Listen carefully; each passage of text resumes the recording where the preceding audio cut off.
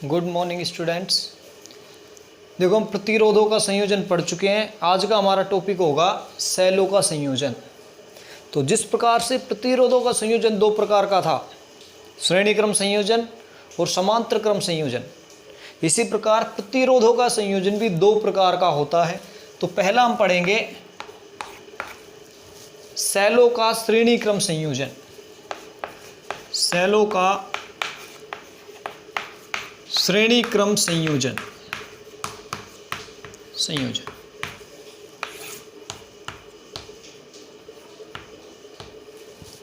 तो प्रतिरोधों के श्रेणी क्रम संयोजन में हम जानते थे कि जब सभी प्रतिरोधों में धारा का मान समान हो तो श्रेणी क्रम संयोजन कहलाता है, या फिर पहले प्रतिरोध के दूसरे सिरे से दूसरे प्रतिरोध का पहला सिरा जुड़ा हो। सेम उसी प्रकार सेलों में भी जब सभी सेलों में धारा एक समान जाए, यानी सभी सेलों से धारा जो परिपथ में जा रही है वो एक समान धारा जा रही है, तो उसे हम बोलेंगे सेलों का श्रेणी क्रम संयोजन। या फिर सेल में दो टर्मिनल होते हैं, एक धनात्मक टर्मिनल और एक ऋणात्मक टर्मिनल, तो कह सकते हैं कि सेलों का ऐसा संयोजन जब एक धनात्मक टर्मिनल से दूसरे सेल का ऋणात्मक टर्मिनल जुड़ा हो, या फिर सेल के एक टर्मिनल से दूसरे सेल का दूसरा टर्मिनल जुड़ा हो, तो उसे सेलों का श्रेणी क्रम संयोजन कहते हैं। तो देखो डायग्राम से हम समझ सकते हैं। हम दो सेल लेते हैं यहाँ पे, ये एक सेल है E1 और इसका आंतरिक प्रतिरोध हम लेते हैं R1। इसके साथ ही एक दूसरा सेल है E2 और इसका आंतरिक प्रतिरोध है R2। इन दोनों सेलों को बाह्य परिपथ, यानी इनसे बाह्य परिपथ में हम एक प्रतिरोध R को जोड़ देते हैं। ये एक प्रतिरोध R को जोड़ दिया प्रतिरोध। तो देखो ये इसका धनात्मक सिरा, ये ऋणात्मक सिरा, ये इसका प्लस सिरा, एक माइनस सिरा। तो श्रेणी क्रम संयोजन में धारा सेम रहती है। ये प्रतिरोध है कैपिटल R। तो मान लो यहां से I धारा प्रवाहित हो रही है, तो इस प्रतिरोध R में भी I धारा ही प्रवाहित होगी और यहां पे वापस I धारा ही आएगी। तो यहां इसको हम कह सकते हैं कि इसके सिरों पे जो वोल्टेज आएगा वो आएगा V बराबर आई आर। ये ओम के नियम के अनुसार R इसका प्रतिरोध है, I इसमें धारा है, तो V बराबर आई आर। तो E1 R1 और E2 R2। अब यहाँ तीन सिरे ले लेते हैं। इस पॉइंट को नाम दे देते हैं हम A बिंदु, यहाँ नाम दे देते हैं हम B बिंदु और यहाँ नाम दे देते हैं हम C बिंदु। क्यों? A और B के बीच में इस सेल के सिरों पे विभवांतर निकालेंगे हम, और B और C के बीच में इस E2 सेल के सिरों पे विभवांतर निकालेंगे। और श्रेणी क्रम संयोजन में हम जानते हैं कि इस R के प्रतिरोध पे जितना भी विभवांतर होगा उसका मान इन दोनों सेलों के सिरों पे विभवांतर के बराबर आएगा। यानी यहाँ पे जो वोल्टेज है वो अलग अलग होता है। भाई इस सेल से मान लो 2 वोल्ट है, यहाँ 4 वोल्ट है, तो कुल 6 वोल्ट ये काम में लेगा, क्योंकि दोनों सेल श्रेणी क्रम में है, तो इनका पूरा का पूरा वोल्टेज इसी प्रतिरोध पे काम में आएगा। तो श्रेणी क्रम संयोजन में देखो करेंगे क्या। तो श्रेणी क्रम संयोजन में धारा का मान समान व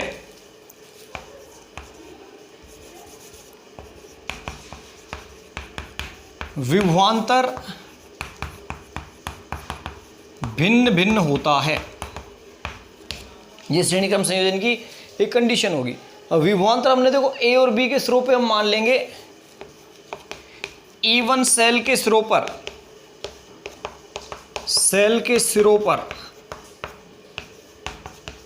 विभवांतर ये मान लिया हमने VAB। A और B पॉइंट के बीच में E1 सेल है तो इसको नाम दे दिया VAB। ऐसे ही E2 सेल के सिरों पे विभवांतर ये B और C के बीच में, इसको नाम दे देंगे VBC। R के सिरों पे जो हमने विभवांतर माना है, प्रतिरोध R के सिरों पे जो विभवांतर है वो क्या है? V। तो इस V का मान इन दोनों के योग के बराबर आएगा। यानी यदि हम इसको सोल्व करें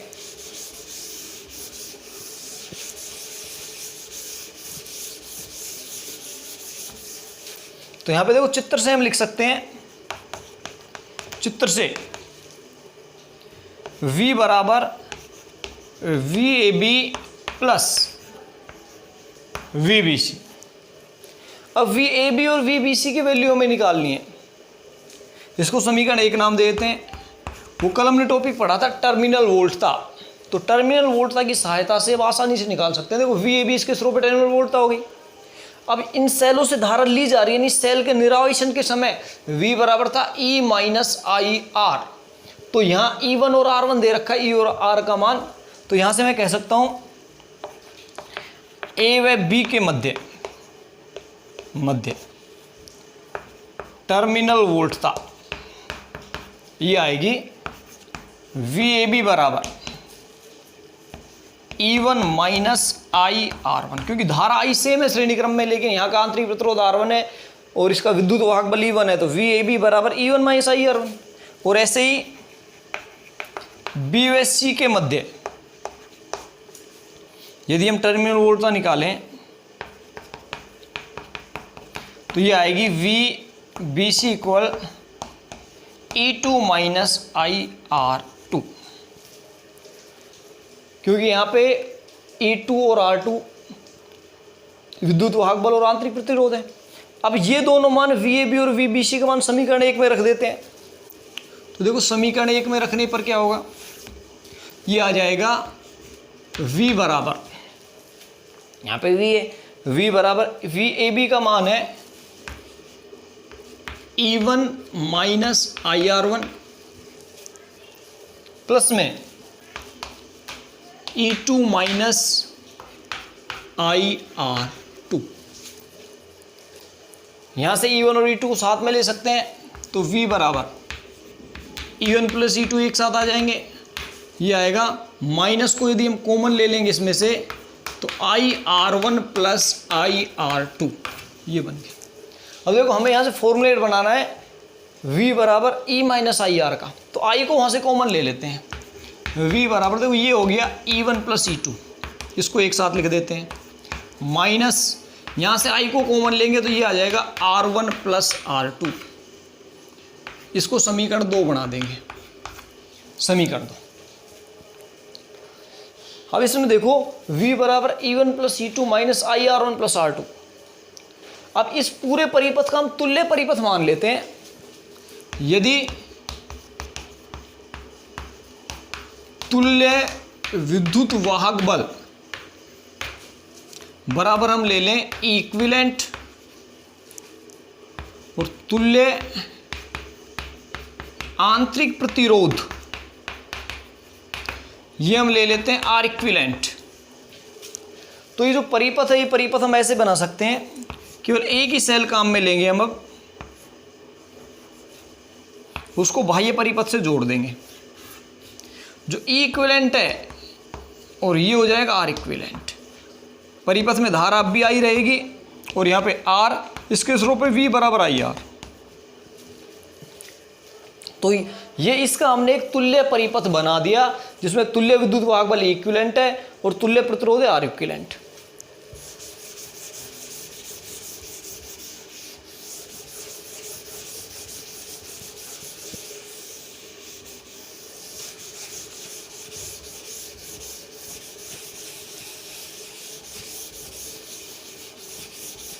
अब देखो यहाँ से टर्मिनल वोल्टता का फॉर्मूला यदि हम लगाएं तो ये आ जाएगा V बराबर equivalent minus I into R equivalent. इसको समीकरण नंबर 3 बना दें, क्योंकि फॉर्मूला हमने इस सेल से धारा ले रहे हैं, इस सेल के निरावेशन के समय टर्मिनल वोल्टता का फॉर्मूला कल हमने पढ़ा था E माइनस आई आर, और I धारा है, E का मान E इक्विवेलेंट, R का मान R इक्विवेलेंट। तो V बराबर आ जाएगा E equivalent minus I into R equivalent. समीकरण 2 और 3 की यदि हम तुलना करें, समीकरण 2 व 3 की तुलना करने पर, देखो समीकरण 2 और 3 की तुलना करेंगे तो इक्विवेलेंट बराबर आ जाएगा E1 plus E2। V same है, वहां पे V सेम है, इक्विवेलेंट की जगह E1 plus E2, minus I तो सेम है, R इक्विवेलेंट क्या आएगा R1 प्लस R2, और R इक्विवेलेंट है जो वो आ जाएगा R1 प्लस R2। तो देखो प्रतिरोधों का श्रेणी क्रम संयोजन हम पहले पढ़ चुके हैं, उसमें भी सेम रिजल्ट आया था। श्रेणी क्रम में जितने भी प्रतिरोध हैं उन सबका इक्विवेलेंट या तुल्य प्रतिरोध सबके योग के बराबर आता है।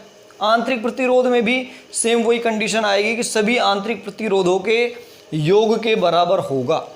और ऐसे ही हम तुल्य विद्युत वाहक बल भी ज्ञात कर सकते हैं। तो तुल्य विद्युत वाहक बल भी सभी सेलों के विद्युत वाहक बलों के बीजगणितीय योग के बराबर प्राप्त होता है। अब यहां से यदि हम परिपथ की धारा निकालना चाहें, सेकंड कंडीशन ले लें, परिपथ में प्रवाहित धारा,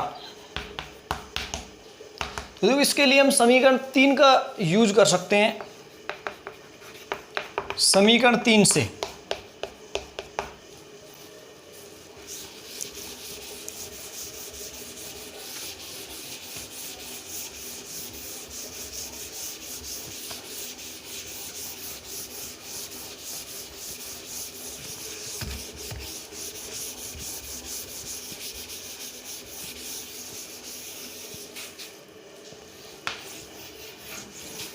समीकरण 3 से यदि हम I का मान निकालना चाहें तो यह आ जाएगा R I into R equivalent बराबर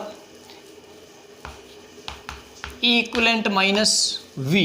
इसका पक्षांतरण कर दिया इधर, तो यहां से देखो आई बराबर आ रहा है E equivalent minus V upon R equivalent. R equivalent या v बराबर आई आर रख के भी हम इसको सोल्व कर सकते हैं। इसका दूसरा फॉर्मेट यदि हम करें यहाँ पे, तो हम जानते हैं कि v बराबर होता है आई आर।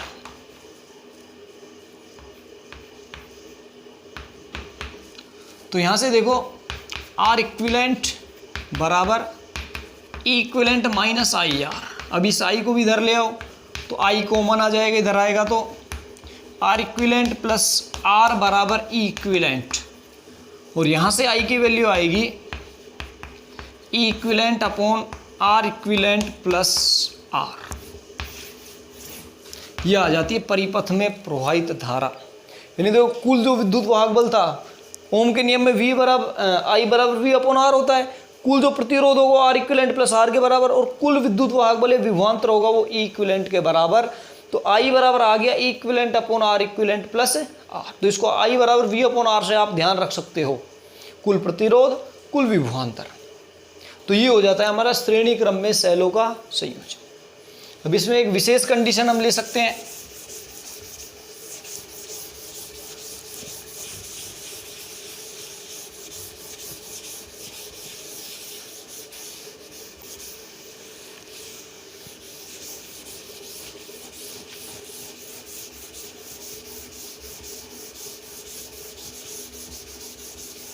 यदि देखो हम ले लें कि सभी सेलों का जो विद्युत वाहक बल है, विद्युत वाहक बल सभी सेलों का वो ले लेते हैं ई के बराबर, और जो आंतरिक प्रतिरोध है, आंतरिक प्रतिरोध वो ले लेते हैं स्मॉल आर के बराबर। यदि स्मॉल एन सेल उपस्थित हो, सेल श्रेणी क्रम में जुड़े हों, यानी कंडीशन आ गई कि विद्युत वाहक बल सभी सेलों का ई है, आंतरिक प्रतिरोध सभी सेलों का स्मॉल आर है। यदि एन सेल श्रेणी क्रम में जुड़े हों तो देखो उन सबका तुल्य विद्युत वाहक बल ई इक्विवेलेंट यदि हम निकालें तो सबके योग के बराबर आएगा, यानी ई प्लस ई, और कितनी बार करना है ये एन बार, ये आएगा एन बार। यानी हम कह सकते हैं यहां से इक्विवेलेंट जो होगा वो होगा एन ई के बराबर, ई का एन गुना। और ऐसे ही यदि हम यहाँ पे आर इक्विवेलेंट निकाले, आर इक्विवेलेंट, तो वो भी आर प्लस आर और वो भी एन बार होगा। यानी यहां से आर इक्विवेलेंट भी आ जाएगा एन आर के इक्वल। तो ये आ जाता है यदि एन सेल जुड़े हों उसकी कंडीशन। अब यहां यदि हम धारा निकालना चाहें तो धारा के लिए फॉर्मूला भी था E equivalent upon R equivalent plus R. यहाँ वैल्यू रख दें आई बराबर, इक्विवेलेंट का मान कितना आ रहा है एन ई, आर इक्विवेलेंट का मान एन आर प्लस आर। यदि आप एन को कॉमन लोगे तो एन अपॉन एन तो ये आ जाएगी, हो जाएगा E upon R plus R by N, ये एन से एन कैंसिल आउट हो जाएगा, आई आ जाता है E upon R plus R by N. ये भी एक फॉर्मूला हो जाता है जो धारा का फॉर्मूला हो जाता है। यदि सभी सेलों का विद्युत वाहक बल समान हो, आंतरिक प्रतिरोध समान हो, एन सेल उपस्थित हो, तो उसकी कंडीशन ये हो गया हमारा सेलों का श्रेणी क्रम संयोजन। अब देखते हैं सेलों का समांतर क्रम संयोजन क्या होगा।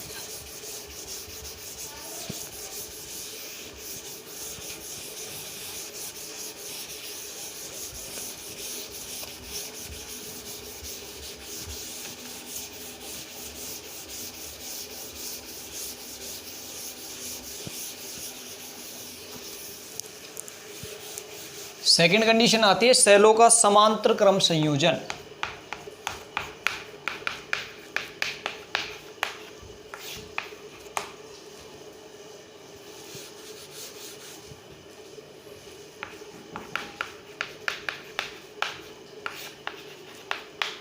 समांतर क्रम संयोजन, तो देखो प्रतिरोधों का समांतर क्रम संयोजन हम पढ़ चुके हैं कि समांतर क्रम संयोजन में सभी प्रतिरोधों के स्तरों पे वोल्टेज विभवांतर समान रहता है और धारा अलग अलग रहती है।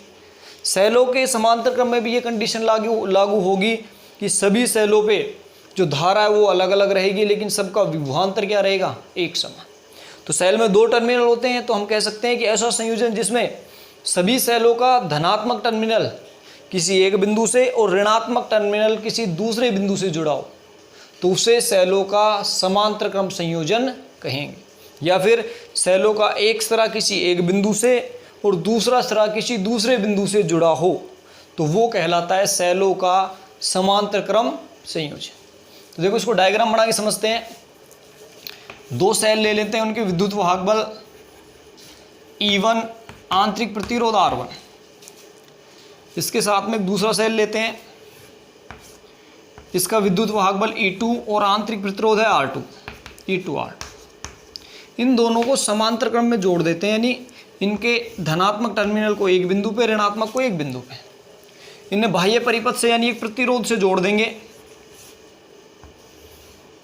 ये प्रतिरोध है R। अब देखो R के स्रोत पे जो वोल्टेज होगा वो इन दोनों के स्रोत पे वोल्टेज रहेगा, लेकिन धारा अलग अलग रहेगी। E1 सेल से हम मान लेते हैं धारा आ रही है I1, E2 सेल से धारा आ रही है I2। तो दोनों मिलके जो परिपथ में आएगी वो कुल धारा होगी I, यानी यहाँ पे धारा I का मान I1 प्लस I2 के बराबर होगा, जिससे यदि I धारा इस प्रतिरोध से जाएगी तो इसके स्रोत पे जो वोल्टेज आएगा V, वो V बराबर आएगा IR के इक्वल। ये सेम रहेगा। पहला सेल है E1 R1, यहाँ से I1 धारा जा रही है, दूसरा सेल E2 R2, यहाँ से I2 धारा आ रही है, दोनों धारा यहाँ मिल रही है, तो I बराबर I1 प्लस I2। अब देखो इस बार हमें धारा वाली कंडीशन लगानी है, यानी चित्र से हम कह सकते हैं, चित्र से यहाँ पे I का मान आ जाएगा I बराबर I1 प्लस I2। इसको समीकरण 1 बना दो, समीकरण। अब देखो हमें सेल 1 से सेल 2 से I1 I2 का मान यहाँ निकाल के रखना है और इसको सोल्व करना है।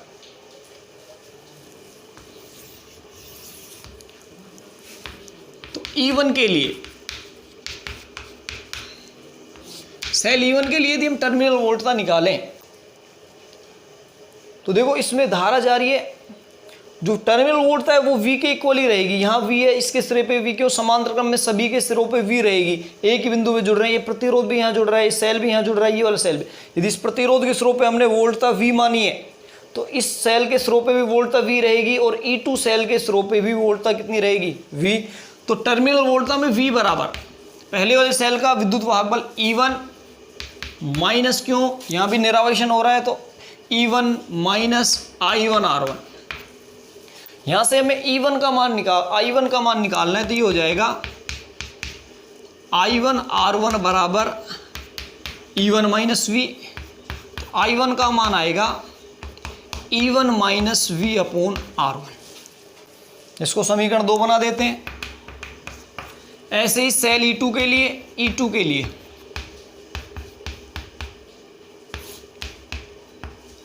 अब सेल E2 के इस रो पे भी वोल्टता V रहेगी कि उस समांतर क्रम में सभी, इसमें विद्युत वाहक बल E2 है, इसका आंतरिक प्रतिरोध R2 है, तो यहां हम लिखेंगे V बराबर E2 माइनस I2 R2, क्योंकि इस बार दोनों में धारा भी अलग अलग है, इसमें E1 है, इसमें I1 है, इसमें I2 है। यहाँ से हमें I2 का मान निकालना है, तो यहाँ लिख सकते हैं हम I2 R2 बराबर E2 माइनस V। तो यहाँ से I2 इक्वल आएगा E2 minus V upon R2, ये समीकरण नंबर 3। अब समीकरण 2 और समीकरण 3 से I1 और I2 का मान हम समीकरण 1 में रख सकते हैं और इसे आगे सोल्व कर सकते हैं।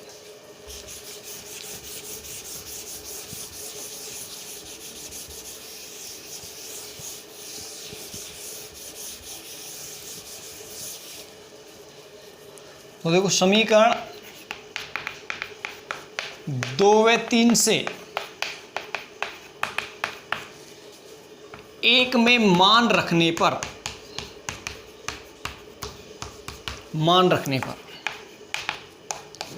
I बराबर I1 का मान आ रहा है E1 minus V upon R1 plus I2 का मान आ रहा है E2 minus V upon R2।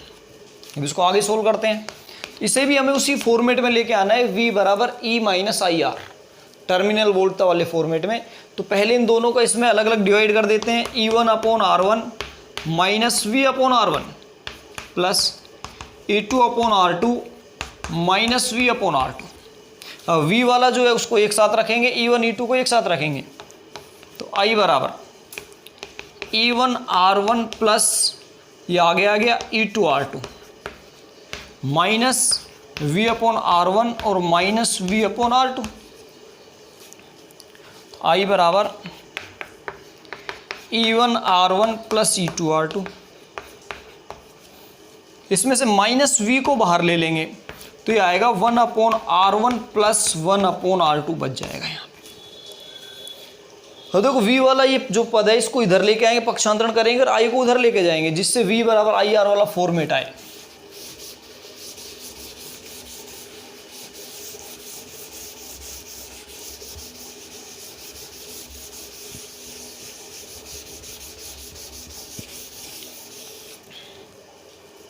तो ये बन जाएगा पक्षांतरण से V into 1 upon R1 plus 1 upon R2 equal E1 upon R1 plus E2 upon R2 minus V minus I minus I। इसको पक्षांतरण कर दिया, I को उधर ले गए और इस पूरे पद को इधर ले आए। अब यहाँ से हमें देखो V का मान निकालना है, तो यहाँ लघुत्तम ले लेते हैं हम R1 R2 लघुत्तम आ जाएगा, तो ये बन जाएगा R2 प्लस R1। इधर R1 R2 लघुत्तम लेंगे, ये बन जाएगा R2 प्लस R1 इक्वल। देखो इधर भी R1 R2 लघुत्तम ले लेते हैं पूरे में R1 R2, तो R1 का इधर डिवाइड करेंगे, R2 बचेगा, R2 को E1 से मल्टीप्लाई करेंगे तो E1 R2 प्लस R2 का डिवाइड करेंगे तो R1 बचेगा, R1 को E2 से मल्टीप्लाई करेंगे तो E2 R1 और माइनस यहाँ I1 R1 R2। ये R1 R2 से ये R1 R2 कैंसिल आउट हो जाएगा, तो इधर आएगा V। इसको R1 प्लस R2 लिख लेते हैं, R2 R1 को इक्वल, ये देखो आ गया E1 R2 plus E2 R1 minus I R1 R2। R1 plus R2 को इधर भाग दे दो तो V इक्वल आ जाएगा E1 R2 plus E2 R1 minus I R1 R2 upon R1 plus R2।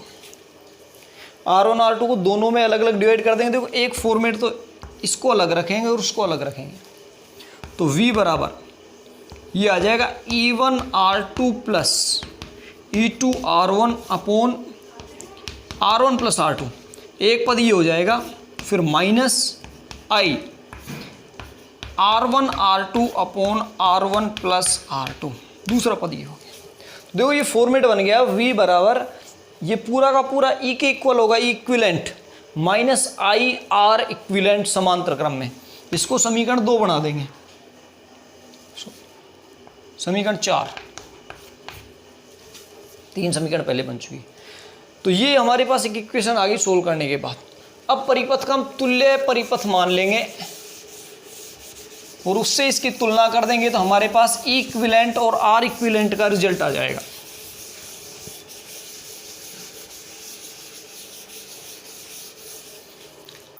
यदि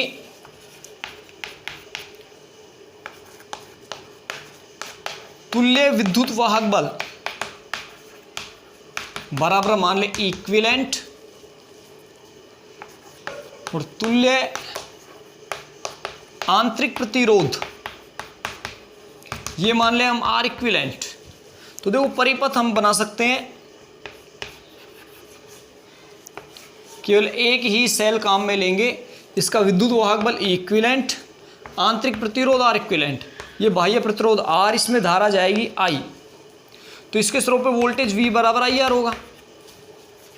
यहां से टर्मिनल वोल्टा का फॉर्मूला लगाएं तो V बराबर आ जाएगा E equivalent minus I into R equivalent, ये समीकरण 5। अब समीकरण 4 और 5 में तुलना करके हम E इक्विलेंट और आर इक्विलेंट की वैल्यू रख सकते हैं। तो देखो समीकरण 4 व 5 की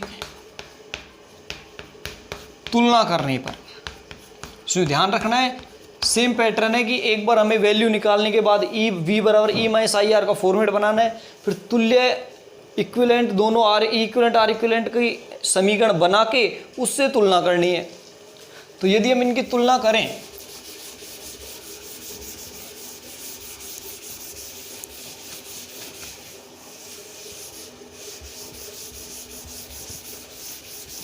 तो देखो तुलना करने पे इक्विलेंट इक्वल आएगा R1 R2 plus E1 R2 plus E2 R1 open R1 plus R2 के, यानी यहां से इक्विलेंट आ रहा है, इक्विलेंट ये आएगा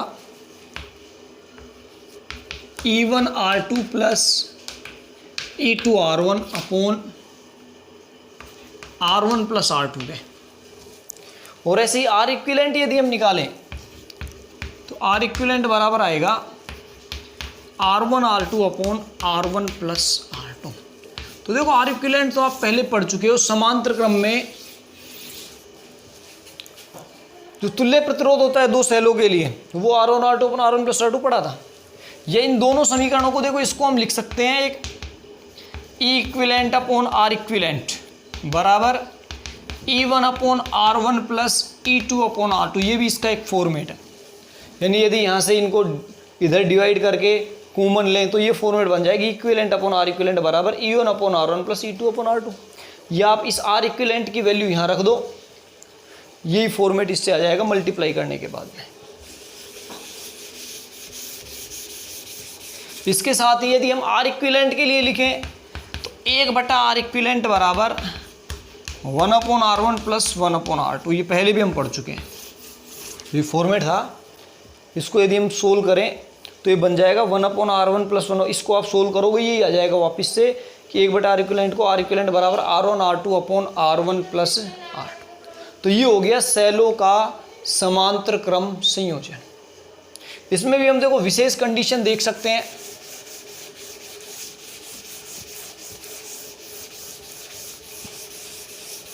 सेम उसी की तरह कि यदि हमारे पास n सेल हो, सभी सेलों का जो आंतरिक प्रतिरोध है या सभी सेलों का जो विद्युत वाहक बल है, विद्युत वाहक बल वो हम E ले लेते हैं, और सभी सेलों का जो आंतरिक प्रतिरोध है वो ले लेते हैं हम स्मॉल r। यदि n सेल हमारे पास होंगे, देखो E इक्विलेंट क्या आएगा, E इक्विलेंट बराबर, तो सभी सेलों के लिए हमें सेम यही रखना पड़ेगा, ई आर ऊपर चलेगा, नीचे R1 तो कैंसिल आउट हो जाएगा। यदि देखो इसमें यदि हम वैल्यू रखेंगे तो ये आ जाएगा equivalent E R plus E R, केवल 2 सेलों के लिए हम करके देख लेते हैं कितना रिजल्ट आता है। इस फॉर्मूले में हमने ई और आर का E1 R1 का वैल्यू सेम रख दिया, E1 बराबर भी ई, E2 बराबर ई, R1 बराबर आर और R2 बराबर आर। तो यहाँ से देखो ऊपर आ जाता है 2ER और नीचे आता है 2R, 2 से 2 कैंसिल, इसे ई कैंसिल, यानी ई इक्विवेलेंट आ जाता है यहाँ से ई के बराबर। और ये हम पहले ही जानते हैं, यदि हमारे पास n सेल हो, सभी का विद्युत वाहक बल समान हो, सारे श्रेणी समांतर क्रम में जुड़े हों, तो सबका जो विद्युत वाहक बल है वो भी समान रहेगा, क्योंकि समांतर क्रम संयोजन में सबके स्तरों पे विभवांतर क्या होता है, समान, इसलिए के इक्वल आएगा। आर इक्विवेलेंट यदि आप निकालोगे इसमें आर इक्विवेलेंट, तो देखो R1 R2 यानी R into R upon R plus R, 2 सेलों के लिए R square upon 2R, R से आर कैंसिल आउट हो जाएगा ये, तो R/2 आएगा 2 सेलों के लिए। तो n सेल हमारे पास होंगे तो वो कितना होगा, R/n, यानी n सेलों के लिए रिजल्ट आ जाएगा हमारे R इक्विवेलेंट बराबर R/n। जो धारा का मान है वो आप सेम उसी की तरह निकाल सकते हो समीकरण 2 का यूज करके, वो आ जाएगा E equivalent upon R plus R equivalent. उसमें आप E इक्विवेलेंट का मान E रख सकते हो, R इक्विवेलेंट का मान R/n। तो देखो धारा यदि हम निकालें, इसमें धारा